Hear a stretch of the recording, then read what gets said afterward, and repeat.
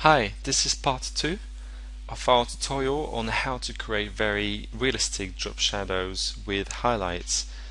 In this example, I'm going to show you how to create a drop shadow on this square paper as well as this cutout rectangle paper, and also how to add our very realistic drop shadow with a highlight on a photograph like this one. There's a very basic drop shadow here, and here we got our powerful drop shadow with highlights here.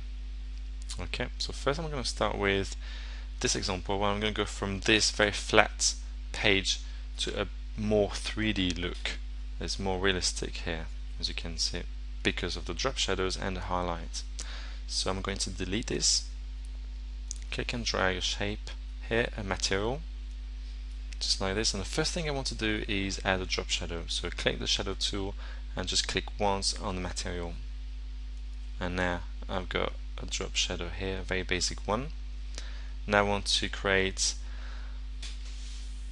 an ellipse, a black ellipse, and fill it with black, and add a drop shadow and send it back underneath the paper, and I can use the arrow keys to nudge down. I can increase actually the drop shadow here a bit more, and using the arrow keys I can go nudge the shape just like this. Okay, seems alright. I'm going to select it, Ctrl C and then Ctrl V to duplicate it, click and drag up and hold down the shift key just like this. Go to the shadow tool and move the shadow this way, send it back, and use the arrow keys to nudge up and down or left and right our drop shadow just like this. I can select both shapes and reduce the transparency to about 80% just like this. Okay, next I want to create a white rectangle, so I use the quick shape rectangle and then click and drag a shape here, and I want it to be white, so I'm going to fill it with white here. Go to transparency and click and drag a gradient holding down the shift key, so it's a straight gradient just like this. Make sure it's linear. Go to edit, and on my gradient I'm going to add a point in the middle here. Make sure that it's not too opaque but not completely transparent, so usually around 35, 34 in this case. This point is transparent, that's good, and I want this point here to be transparent, so I'm going to click on it, click and drag the slider all the way to the white here, so it's transparent and it says 0 here. Okay, and now holding down the shift key I can click and drag the white point towards the middle just like this. Okay, and here we have our piece of paper. I'm going to group all the shapes together, so now I can move my piece of paper around my layout, and I'll still have the drop shadow and the highlights just like this.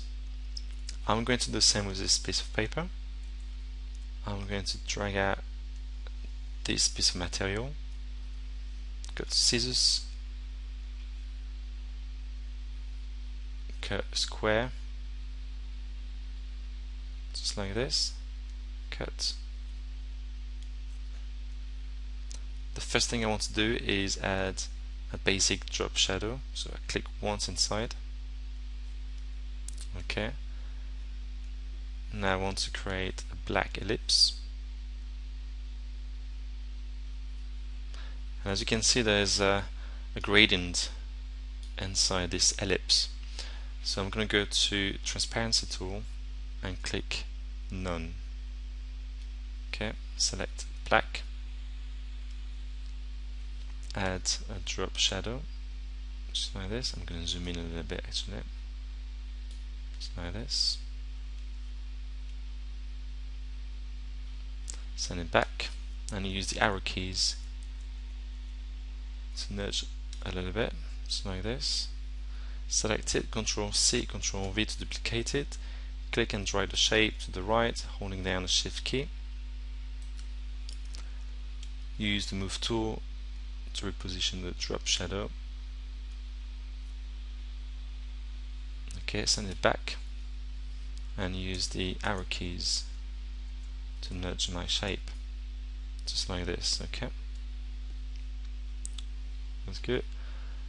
I can select this shape, shift click and drag around the other shape and reduce the transparency to about 80% as well, so it's more realistic. Okay, now I'm going to create a rectangle and fill it with white. Use the transparency tool, click and drag a gradient holding down the Shift key. Go to Edit,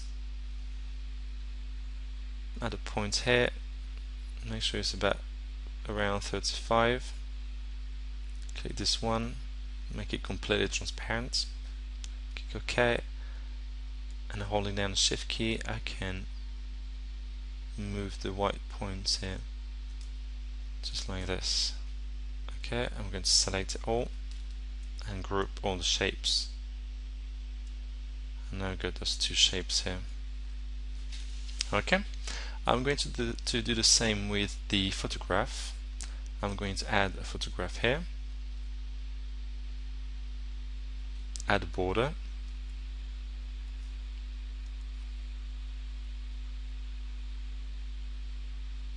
about 10. Okay, and now what I'm going to do is use the pen tool here to create a black shape. So I'm going to go from the point right in the corner and I'm going to go up a little bit here, but not on the edge, just about here, same there, and finally go back to the first point. I don't want a border, but I want a black fill, and use the shadow tool like this. Send this back underneath the photograph and use the arrow keys to nudge the shape a little bit, just like this. Okay, that's very good. I'm going to do the same on the other side using the pen tool.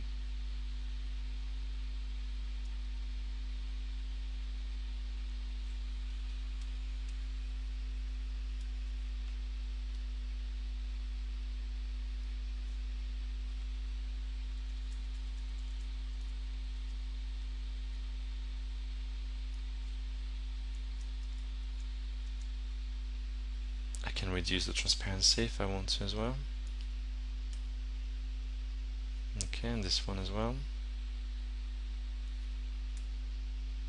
Okay, I'm going to select it all and group.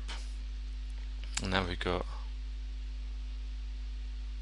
our drop shadow. Actually, before I do anything else, I need to ungroup, select the photograph and add a basic drop shadow, which is clicking once on the photograph, just like this. And now I can group it all, so it's even more realistic, just like this. Next, I need to create a highlight on this corner and that corner, and all I'm going to do is create this white shape with the pen tool. So this time I'm going to go from the corner here straight to the edge here and the edge there and back here. Once again, I don't want the line, but I want a white fill. And click the transparency tool, click and drag from the corner towards the middle here, just like this. Okay. Alright, if I zoom in, I'm going to see that my shape is not really well created. I'm going to select it, edit points, click the point here, and let's move it to the corner here. That's better. Okay, so I don't really have to do anything here because the transparency, the gradient is just the way I want it. I don't want a third point here. I can select the black points and reduce the transparency if I want to, but all I can do as well is just select the black points here and just move it either closer to the white points so it makes it really white, or more transparent by pulling it out away from the white point, just like this. And I'm going to do the same on the other side.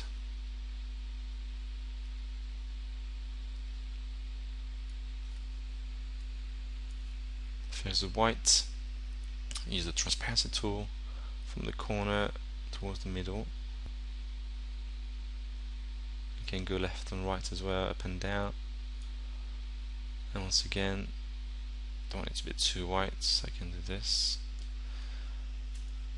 And okay. And if I think it's too white, I can select it, go to the transparency tool, and of course select the black points, reduce its transparency, click OK. Same here.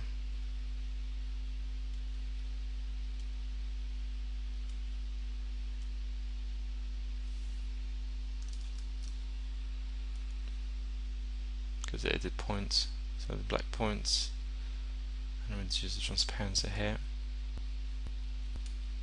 Okay, and I can group all the elements. Now I get my photograph here. Can reposition it just like this.